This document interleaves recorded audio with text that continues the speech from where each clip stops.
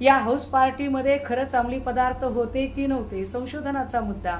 मात्र सगळी गृह खात्याची यंत्रणाच फडणवीस साहेबांच्या अखत्यारीत आहे आणि महाजन फडणवीसांचे निकटवर्ती आहेत हे वेगळं सांगायला नको.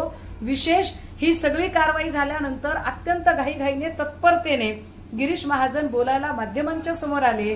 साधा प्रश्न आहे, गेल्या 4 दिवसांपासून खडसेंनी काही प्रश्न विचारले की हॉटेल ट्रायडंट मध्ये तुम्ही लोढाला भेटलात की नाही, लोढाला भेटलात तर कशासाठी भेटायला गेलात, एका सामान्य अराजकीय कार्यकर्त्याला भेटायला जाण्या एवढं तुमचं काय काम त्याच्याकडे अडकलेलं होतं.